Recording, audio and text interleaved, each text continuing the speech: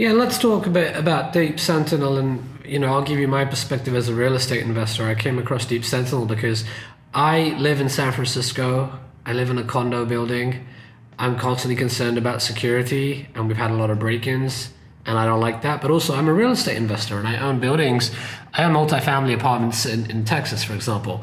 And we've had things happen. We've had drive-by shootings. We've had dead bodies found. We've had homeless people break in and live literally in our laundry facilities. I mean, we're talking Class C apartments here, which, by the way, is most of America. We talk about institutional investment and we think, okay, Class A, Class A, right? Exactly, but no, most of America lives or a large part of America lives in multifamily housing, and a large part of that also is Class C workforce housing, and sometimes affordable Section 8 housing. And so I wanted to improve security. That was part of our value add, and I was so disillusioned because we had a few options. We had go buy normal security cameras, and we have some dummy cameras too, and people know they're dummies. So if people know they're dummies, they are going to continue to do whatever they want to do. Or, people eventually find out you've got real cameras here, but you're not recording constantly. There's no one actually monitoring. It's reactive. Yep. So another thing we looked at was hiring actual security guards. And the quotes we got were tens of thousands of dollars per month for security patrols.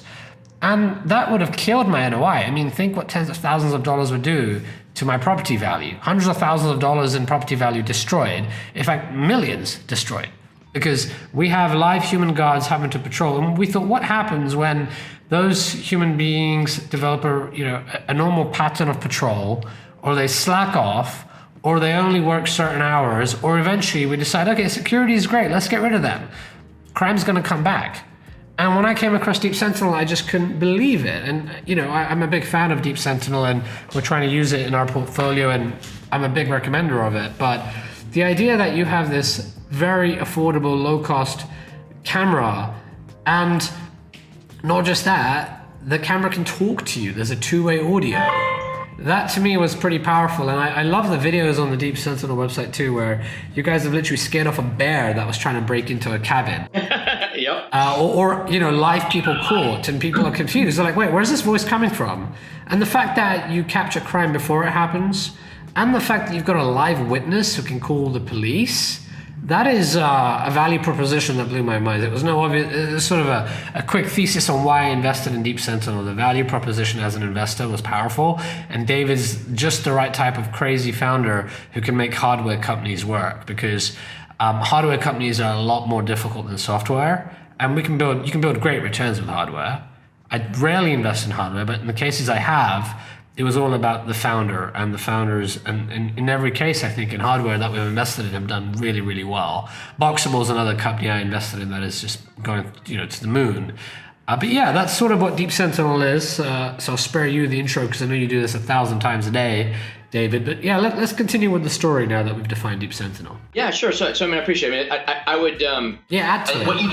What you described was perfect, right? I mean, the reason I started it is because I personally was looking for a way to protect my family. My neighbor had a home invasion. We talked to the police, same conversation you had, right? Basically, she has an alarm, she has cameras, and the cop was just like, yeah, what did you expect those to do? And did you expect the cameras to jump out and stop the crime? And I was like, kinda. I guess I didn't think about it, right? Like, I put cameras on my house. I spent maybe $10,000 installing cameras all over our property. And I realized in a moment, holy living crap, that was all wasted money. Not only are they at best recording, they're just completely ineffective. In her case, there was a picture of 3 masked men outside, preparing outside for about 5-10 minutes. So getting ready to break into her house. They go inside, they come out 2 hours later, and now all you have is evidence of masked men, 3 of them. Nothing the police can do about it. And I realized that there's this humongous space between $50 a month for an alarm and really $20,000 a month for an armed, a guard, and even an unarmed guard, just any sort of guard. And then I started digging into what guards do, and I was like, oh my God, they're so ineffective. Like take every one of us knows a cop or a special ops person or a military person. Take your favorite person, like your most badass friend that does that, and ask them to sit on your front porch for 4 days, 8 hours a day, and watch nothing happen. You know what they do? They fall asleep. They play on their iPhone. I interviewed Zuck's security team, and what they do is they have this like push-up and jumping jacks routine that they rotate through at night. Oh my God, right? Like they're doing everything they can to stay effective. And that's what you're paying for. You're paying $20,000 a month for these people to try to stay awake for you. And so what Deep Sentinel does is it takes the efficacy, the effectiveness of what you would imagine those guards are going to do, and then jams it using technology and artificial intelligence into a price point that's way, way, way closer to the alarm. And what I love about that is what you just said, is that when I landed on that as a business, I realized three things. I realized one, like to my skills, oh my gosh, AI can change this. It can change the cost, which is the obvious one, but maybe more importantly, it can change the effectiveness. When I give an AI technology to our guards, and I'm using that to point them in the right direction, to look at the right thing, to remember this. I'm using the AI to evaluate their performance. I'm using the AI, I actually train the AI now based on the guard's activity. So the guard's data, the clicks from the guards is the input into the AI. Wow, there's a big idea, but we patented that, so don't copy it. And so that was the first realization. The second realization was that effectiveness thing. Like as I interviewed people that have guards, I was blown away at how much Bubble Bash and Subway Surfer was going on, right? Just like, and if you live in a city, like New York or LA, and you've got a doorman, when you get out of the elevator, they are doing a crossword, they are doing Wordle, they're posting on Facebook, and Instagram's been on for the last 3 hours, right? And so I was just blown away at like, oh my God, what do you really expect these people to do? And then the third thing I realized was it's hard. Fixing this problem is hard. And, maybe I had an elevated view of myself that I probably shouldn't have had.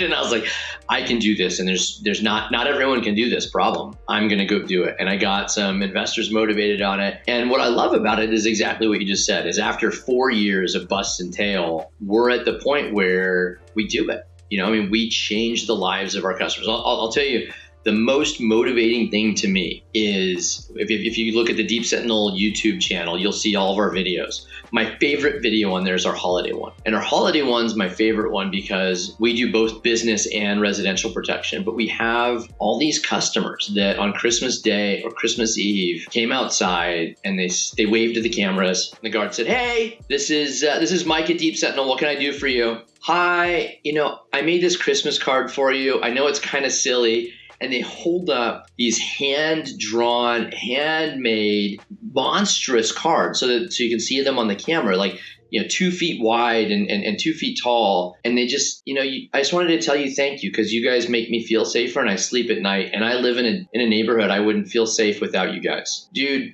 that's why I wake up every morning, and that's why I love Deep Sentinel. We do so much more. As passionate as I was about what we did at Redfin, as exciting as that was, having 400,000 people on the first day, it's nothing compared to this, man. It is nothing compared to changing the lives of our customers every single day for the rest of their lives. And the real estate impact too, which is why we're on the show, is very big because no one's really attacked the problem in the way you are. And it was an obvious investment for me because the market size is humongous, and you've got current companies that have been reigning in their position with not very impressive growth rates. ADT, I think $1 billion plus in revenue, but its stock has been kind of flat throughout. The industry, though, is massive. We're talking billions of dollars growing at really large compound annual growth rates. So it's our segment, like the whole market's like $200 billion. Our segment, which again, we really don't even have any competitors in, just serving mid-markets like yourself, right? Where you've got an owner saying, I got to hit an NOI number and I can put guards here. And then one of our customers actually told me that this is the quote from their mouth. If I hired a guard, I would essentially be working for the guard because all of our profits would go to them. And I thought that was just such a profound statement. And this guy owns, I think, 10,000 units, right? So it's a pretty big owner. And he's like, look, in every single one of our properties, we need more security because we're losing, tenants and value. And we have to do this. It's just the right thing to do, but we don't have any options. And it's not seen just as a nice to have, it's an amenity and it's also security. I mean, residents really appreciate that you've got someone looking out for you. And just on that note, by the way, so the interesting thing is you wouldn't appreciate how large this industry is, although it's somewhat fragmented. But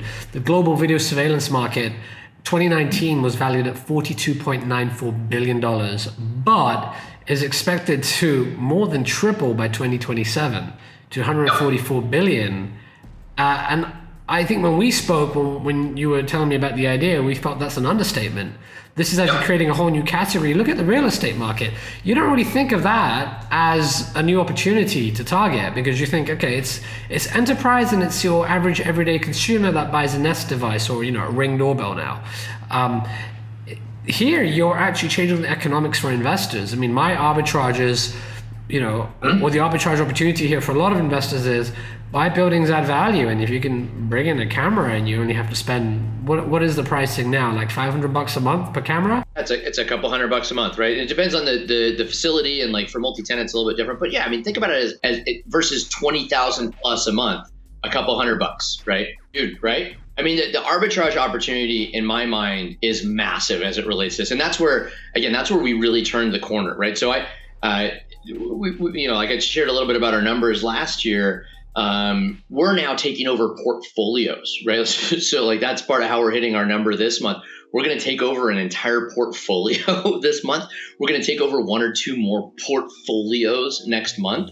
And those portfolios all make money on that investment, right? It's not like this is a big kind of long-term investment opportunity. They're either reducing their expense on guards or they're able to completely change their pricing model because the value that they're adding in their asset is fundamentally different. And that's where I came up with the investment thesis just this last year or so as I approach new investors, that our market all by itself, just Deep Sentinel's segment of the market where we don't have competitors, is going to be about $50 billion. And I think you nailed it, right? It was going to go from about $49 billion to 150, and we're $50 billion of that growth because it's net found. There isn't an alternative.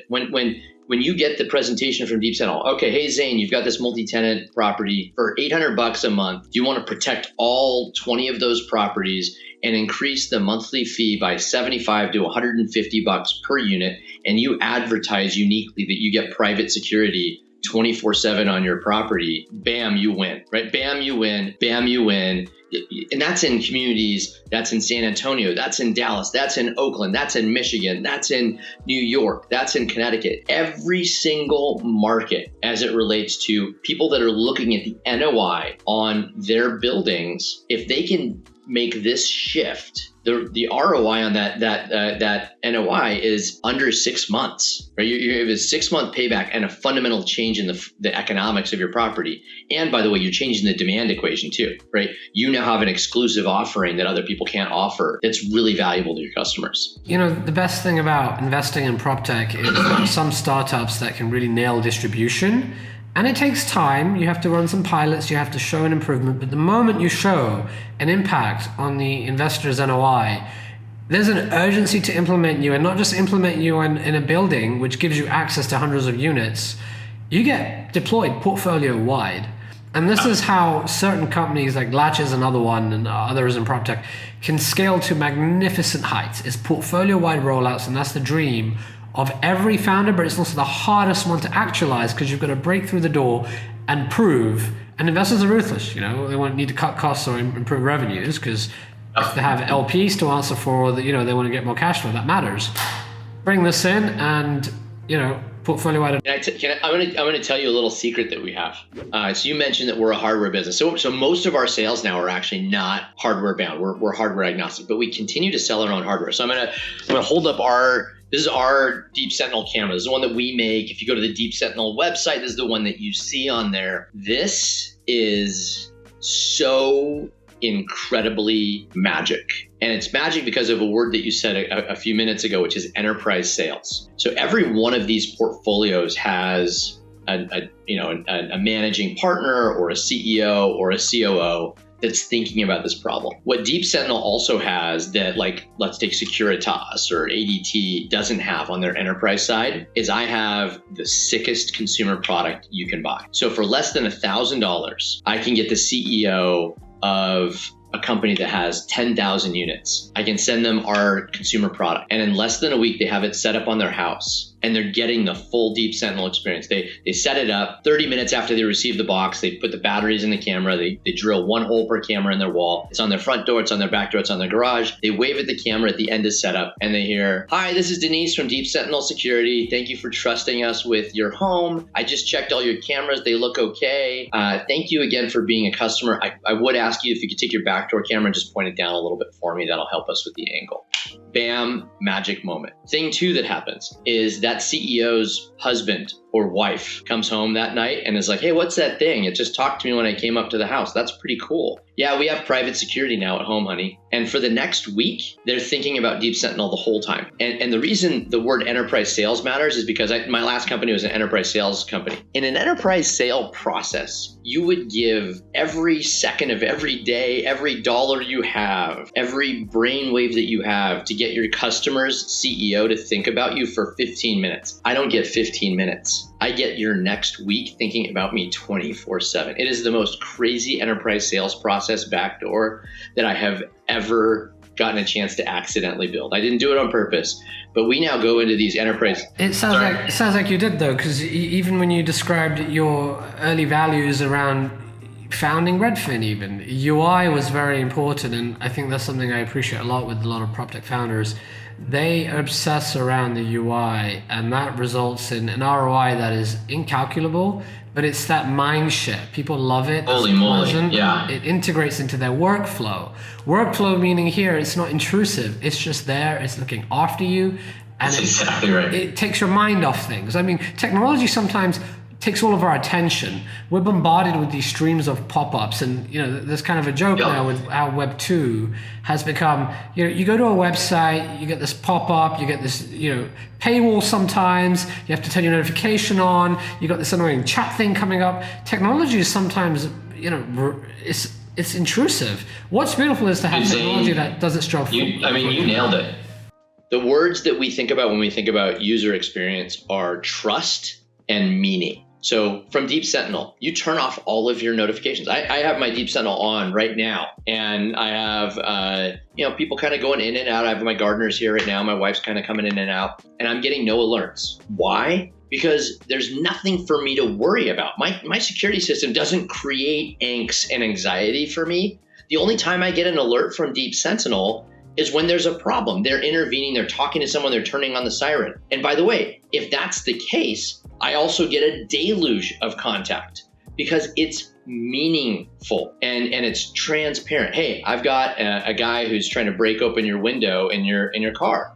That's a meaningful contact. I don't want 45, there's motion in your driveway or there's a person in your driveway alerts. I don't get any of those. And so meaning in the user experience, the other thing that we hear from a lot of these CEOs is I'm blown away at how few alerts I get, but the ones that I do get are all meaningful and memorable. And so that's one thing. The second thing that we thought about in user experience, you'll see behind me here, I have all these like mock-ups that we did of the camera, just the design of the camera. Even though most of our customers are now buying third-party hardware and attaching Deep Sentinel to it, the fact that we put all this thought into the design of our camera still orchestrates our narrative. It defines our brand in the mind of these customers. And, we spent a bunch of money. We worked with a firm called Ammunition to do this industrial design, and it was awesome. And it's still to this day, we've got this red ring on the camera that tells you that someone's watching. And I get these emails from CEOs where we're doing $500,000, $1 million proposals to them. And again, we just ship them our camera system, and they're like, this is such an amazing experience. And it's this amazing backdoor that we you said I didn't do it on purpose. I did the user experience on purpose, but I didn't realize it was going to be this crazy backdoor into B2B that we would literally be able to close $500,000, $250,000, $1 million deals because of this great user experience on the B2C product.